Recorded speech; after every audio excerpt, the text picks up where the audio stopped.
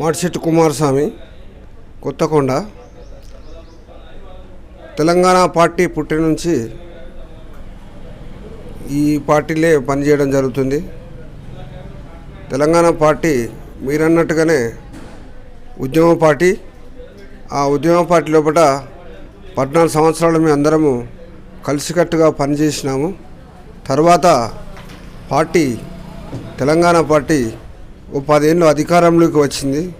వచ్చిన కాంచి కూడా మేము చురుగ్గా పాల్గొంటూ కార్యక్రమాలు కేసీఆర్ గారికి అండదండలతోటి వండుకుంటూ మరి పార్టీ కార్యక్రమాలు కొనసాగిస్తూనే ఉన్నాం. అందులో ఇక్కడ మాకు ఉడతల సతీష్ బాబు ఎమ్మెల్యే గారు చాలా సౌమ్యుడు, అతని సమక్షంలోనే మేము పనిచేస్తున్నాము. మరి ఉద్యమం టైం లోపల మేము బావుపేట రైలు రోకో చేసినాము. అక్కడి నుంచి పోలీసులు ధరిమితే కెనాల్లో పడ్డాము. అక్కడి నుంచి వెళ్ళుకుంటూ రైల్వే వాళ్ళు రైలు రాస్తారోకో చేస్తూ ఉంటే వాళ్ళు కేసులు కూడా పెట్టడం జరిగింది. ఆ కేసులకు మరి కాజ్పేట రైల్వే కోర్టు లోపల ఫైన్ చెల్లించడం కూడా జరిగింది. ఇలా మేము తెలంగాణ ఉద్యమ పార్టీలో చాలా రోజుల నుంచి పనిచేస్తున్నాము. మరి వంట వార్పు కానీ, ఇంకా ధర్నాలు కానీ, రాస్తారోకోలు కానీ, ఇంకా ఇతరత్ర కార్యక్రమాల్లో కూడా చురుగ్గా పాల్గొని, కానీ ఆర్థికంగా మేము కార్యకర్తలము ఏం సంపాదించుకోలేకపోయినాము. ఏమి కూడా లేదు. ఎందుకంటే ఉద్యమ పార్టీ కాబట్టి ఈ ఉద్యమ పార్టీ లోపల ఉద్యమం చేసినాం కాబట్టి ఉద్యమంలో మంచి పేరు తెచ్చుకోవాలని తెలంగాణ ప్రభుత్వం ఈ 10 ఏళ్ళు కార్యక్రమాలు చేసింది. అందులో ఒక భాగం ఏంటంటే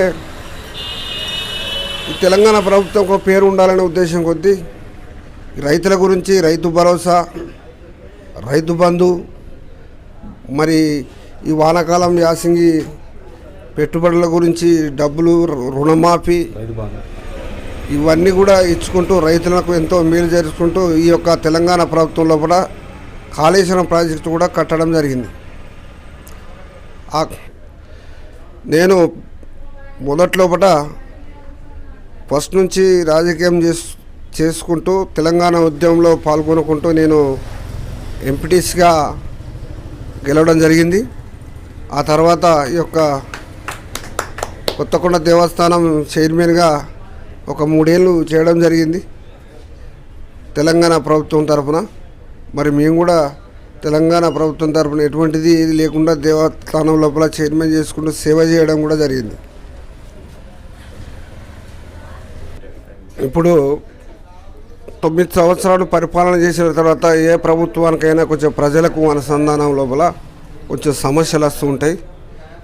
అదేవిధంగా ఈ ప్రభుత్వం పైన కొంత వ్యతిరేకత రావడం వలన కాంగ్రెస్ ప్రభుత్వం రావడం జరిగింది. ఇక తెలంగాణ ప్రభుత్వం భూస్థాపితం అయినట్టే అని అనుకున్నారు, కానీ అలా కాకుండా వీళ్ళు ఏం చేస్తారనే ఉద్దేశం కొద్దీ మరి కేసీఆర్ గారు సైలెన్స్గా ఉండడం జరిగింది. మరి ప్రతిపక్షం లోపల కేటీఆర్ కానీ, హరీష్ రావు కానీ అసెంబ్లీ లోపల మాట్లాడుతున్నప్పుడు వారు ఉండగా ఇక మళ్ళీ కేసీఆర్ మాట్లాడడం ఎందుకనే ఉద్దేశం కొద్దీ ఆయనే రావడం లేదు. ఎందుకంటే ఇక అందరూ మాట్లాడితే బాగుండదనే ఉద్దేశం కొద్దీ ఆయన అనుకొని సైలెంట్లో ఉండడం జరిగింది. ఆ సైలెంట్ వల్లనే ఇవాళ 25 సంవత్సరాల రిజర్వేషన్ వరంగల్ సభ పెట్టడం జరుగుతుంది. ఆ సభల సత్తా ఏందో తెలంగాణ ప్రభుత్వాన్ని చూపించాలనే ఉద్దేశం కొద్దీ లక్షలాది మంది వచ్చే అవకాశం ఉన్నందున ఆ యొక్క సభ ద్వారానే బీఆర్ఎస్ ఉందా లేదా అనే దానికి నిదర్శనం ఇప్పుడు జరగబోతుంది. కార్యకర్తల్లో ఈ ఓటమి టీఆర్ఎస్ పార్టీ గత ఎన్నికల్లో ఓటమి తర్వాత కార్యకర్తలు ఏమన్నా డీల పట్టిందా? ఇప్పుడు మునుపున్న కార్యకర్తలు అందరూ ఉన్నారు. ఈ మధ్యలో వచ్చిన వాళ్ళు మళ్ళీ మధ్యలోనే పోయారు. డీలా ఏం పడాలి ఏంటంటే ఈ 10 ఏళ్ళు పరిపాలన చేశారు. మరి ఈ 10 ఏళ్ళ పరిపాలన లోపల కార్యకర్తగా ఎంతో ఏం సహాయం ఏది దొరకకపోయా, అంత డైరెక్టే జరిగింది కదా కేసీఆర్ ద్వారా అనే ఉద్దేశం కొద్దీ నియమ ఎవరు అనేది ఎలక్షన్ టైంలో కార్యకర్తలు కూడా అశ్రద్ధ చేయడం జరగడం వల్లనే అవతల పార్టీ గెలవడం జరిగింది. ఈ యొక్క రజతోత్సవ సభ తోటి స్థానిక సంస్థల లోపల బీఆర్ఎస్ పార్టీ ఏందో అంచెలంచెలుగా ఎదిగి ఈ యొక్క తెలంగాణ ప్రభుత్వం ఏ విధంగా ప్రభంజనం చెందుతుందో అనే దాని మీద ఈ ఎలకతుర్తి లోపల ఈ రజతోత్సవ మహాసభ పెట్టడం జరుగుతుంది. దాని ద్వారా కానీ సర్పంచులు, ఎంపీటీసీలు, జెడ్పీటీసీలు సత్తా సాటాలనే ఉద్దేశం కొద్దీ ఈసారి తెలంగాణ ప్రభుత్వం రజతోత్సవాన్ని జరుపుకుంటుంది.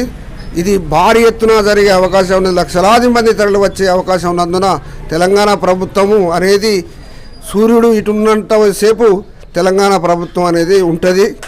అది పోతుంది అనేది కళ్ళ, అది వాళ్ళ భ్రమ.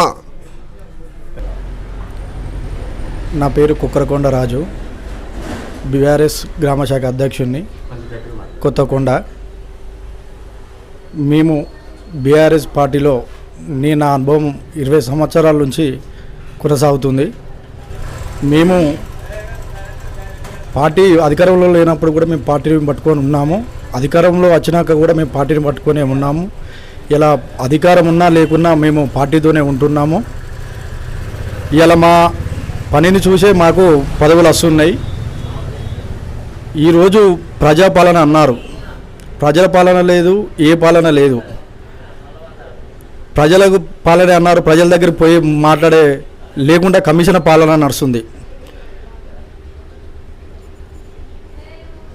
కేసీఆర్ గారి పీరియడ్లో గత 10 ఏళ్లలో ఎలాంటి కార్యక్రమాలు జరిగాయి? కేసీఆర్ పాలనలో పంటలు బ్రహ్మాండంగా పండేది. విద్యుత్ రాదు అన్నారు, విద్యుత్ తెచ్చి చూపెట్టాడు. కళ్యాణ లక్ష్మి, షాదీ ముబారక్ చేసింది మన తెలంగాణ రాష్ట్ర మొట్టమొదటి ముఖ్యమంత్రి మన కేసీఆర్.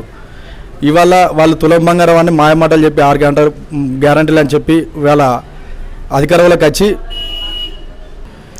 కేసీఆర్ చాలా మన గవర్నమెంట్లో ఉన్నప్పుడు మంచి మంచి పథకాలు తీసుకొచ్చారు. గురుకుల పాఠశాలలని, మైనార్టీ పాఠశాలలని, మంచి విద్యా బోధన ఉండేది. మన ల్యాండ్ ఆర్డర్ కూడా మన కంట్రోల్లో ఉండేది అప్పుడు. ఇప్పుడు అస్తవ్యస్తంగా తయారైంది ల్యాండ్ ఆర్డర్. మన ప్రభుత్వంలో రైతులు మరణాలు అనేది లేకుండా ఉండేది. ఇవాళ రైతులు మరణాలు అనేవి ఎక్కువ చూస్తూ ఉన్నాం.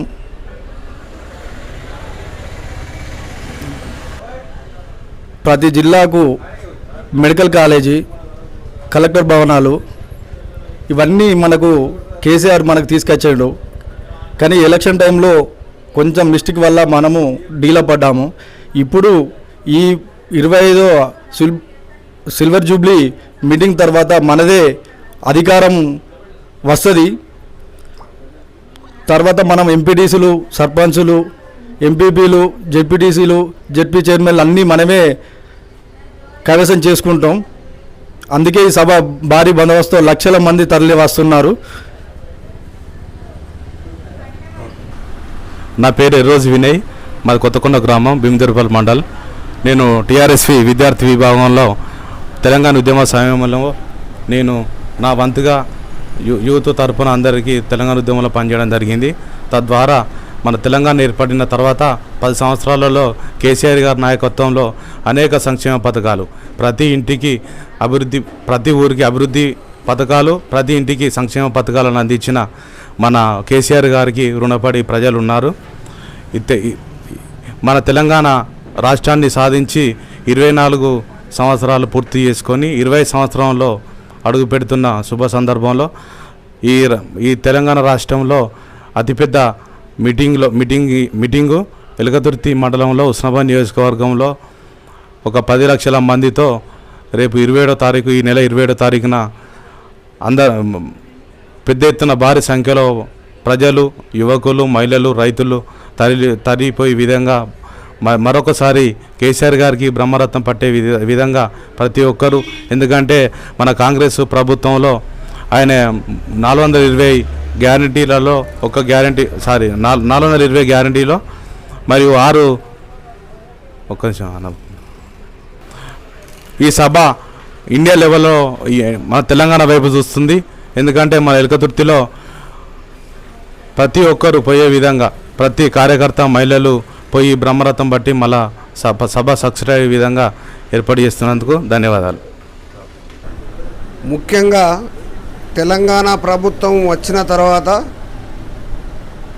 కరెంటు లోపల అంతర్యం ఏమీ లేకుండా ఇతర రాష్ట్రాల నుంచి కొనుక్క వచ్చి రైతులకు అందుబాటు చేసిన వ్యక్తి ఒక కేసీఆర్ మహానుభావుడు తప్ప ఈ యొక్క రాష్ట్రంలో ఏ పార్టీ లేదు. ఎన్నో పార్టీలు చూసినాం మనం. ఆ పార్టీల పేర్లు అవసరం లేకుండా మనకు కేసీఆర్ చేసిన విజయాల గురించే నేను చెప్పాలనుకుంటున్నాను. అదే చూసుకోండి, ప్రతి గ్రామ పంచాయతీకి ఒక వెహికల్, ప్రతి విలేజ్లో కూడా ఒక శ్మశాన వాటిక, ఒక పోలీస్ స్టేషన్కు ప్రతి వెహికల్. కేసీఆర్ చేయని పని అనేది లేదు. ప్రతి చిన్న పిల్లాన్ని అడిగినా కూడా కేసీఆర్ చేసిన అన్నీ చెప్తాడు, వట్టిగానే చెప్తాడు. రైతు బందీ, రుణమాఫీ, KG to PG, వైద్యము, విద్య ఎలా జరిపిండు, ఎలా చేసిండు, రైతులకు ఏ విధంగా ఉండాలి, రైతుల బాధలేంది అనేది ఒక కేసీఆర్ తప్ప ఇతర పార్టీ వ్యక్తులకు ఎవరికి తెలియదు. అది తెలిసిన వాళ్ళు అయితే మనం ఇతర గవర్నమెంట్ ఉన్నప్పుడు ఇతర పార్టీలు మన తెలంగాణను ఏలినప్పుడు అసలు కరెంటే రాకపోయేది. కరెంటు మీద బట్టలు ఆరేసినా కూడా కరెంట్ షాక్ కూడా రాకపోయేది. అలాంటిది కాళేశ్వరం కట్టిండు, 24 గంటల కరెంటు తెచ్చిండు, ప్రతి గ్రామ పంచాయతీకి వెహికల్ ఇచ్చిండు, శ్మశాన వాటిక కట్టిండు, రైతు బంధు ఇచ్చిండు, రుణమాఫీ పెట్టిండు, ఎన్నో సంక్షేమ పథకాలు. ప్రతి నియోజకవర్గానికి ఒక క్యాంప్ ఆఫీస్ కట్టిండు. ఎక్కడైనా ఉందా క్యాంప్ ఆఫీస్? ఒక కలెక్టరేట్ కట్టిండు. చేయలేదు అనకుండా ప్రతిపక్షాలు ఇవన్నీ గమనించాలి.